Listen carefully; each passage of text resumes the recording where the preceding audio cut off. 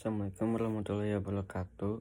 Perkenalkan, nama saya Raihan Muhammad Jahlan dengan NPM 243402111392. Di sini saya akan mempresentasikan tentang kedudukan dan fungsi Pancasila. Ada apa aja sih kedudukan dan fungsi Pancasila bagi kita masyarakat Indonesia? Yang pertama ada dasar negara Republik Indonesia. Yang kedua ada pandangan hidup bangsa. Yang ketiga ada dasar filsafat bangsa dan negara. Yang keempat ada asas persatuan dan kesatuan bangsa. Yang kelima sebagai jati diri bangsa Indonesia.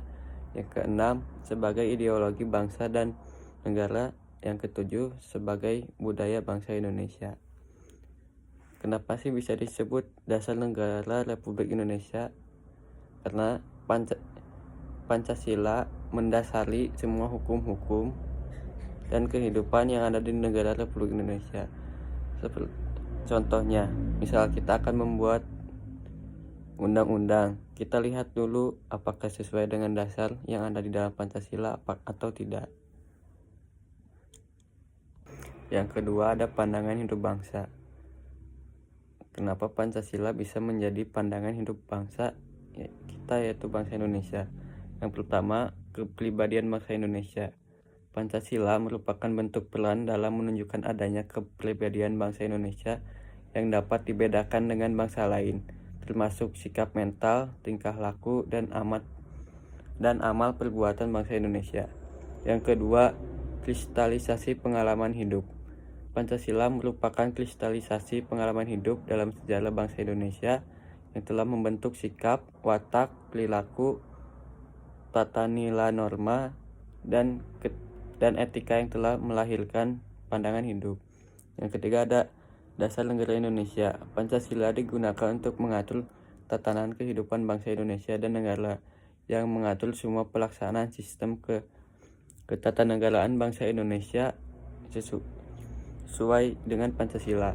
Yang keempat adalah sumber hukum. Pancasila juga berfungsi sebagai sumber dari segala sumber hukum negara Republik Indonesia. Segala kehidupan negara Indonesia berdasarkan Pancasila, sehingga semua tindakan kekuasaan dalam masyarakat harus berlandaskan hukum. Yang ketiga ada dasar filsafat bangsa dan negara.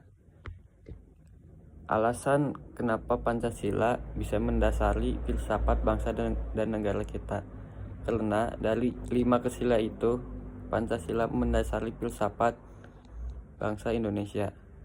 Sila yang pertama yaitu ketuhanan yang Maha Esa. Sila pertama menyatakan bahwa Indonesia mengakui adanya Tuhan yang Maha Esa dan mempercayai keberadaannya sebagai landasan moral dan spiritual bagi kehidupan berbangsa dan bernegara. Yang kedua, kemanusiaan yang adil dan beradab. Sila kedua menekankan pentingnya menghormati martabat setiap manusia, mewujudkan persamaan, dan memperlakukan semua orang dengan adil dan beradab. Yang ketiga, persatuan Indonesia.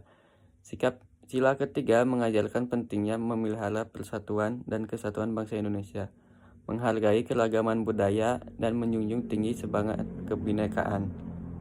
Yang keempat, kerakyatan yang dipimpin oleh hikmat kebijaksanaan dalam permusyawaratan perwakilan. Sila keempat menegaskan bahwa kekuasaan dalam bernegara Indonesia berasal dari rakyat dan dijalankan secara demokratis melalui musyawarah dan perwakilan. Yang kelima ada keadilan sosial bagi seluruh rakyat Indonesia. Sila kelima menuntut adanya keadilan sosial bagi seluruh rakyat Indonesia, menghilangkan kesenjangan ekonomi, dan memberikan kesejahteraan bagi seluruh lapisan masyarakat. Asas persatuan dan kesatuan bangsa dalam Pancasila. Artinya bahwa Pancasila sangat menekankan dan menjunjung tinggi persatuan bangsa. Hal ini berarti bahwa Pancasila juga menjadi alat pemersatu bangsa. Disebutnya Sila Persatuan Indonesia, sekaligus juga menunjukkan bahwa bangsa Indonesia memiliki perbeda-bedaan. Yang ketiga terakhir ialah fungsi Pancasila. Pancasila sebagai jati diri bangsa Indonesia, sebagai ideologi bangsa dan negara, dan sebagai budaya bangsa Indonesia. Karena setiap bangsa dan negara memiliki perbedaan. Sekian dari saya. Wassalamualaikum warahmatullahi wabarakatuh.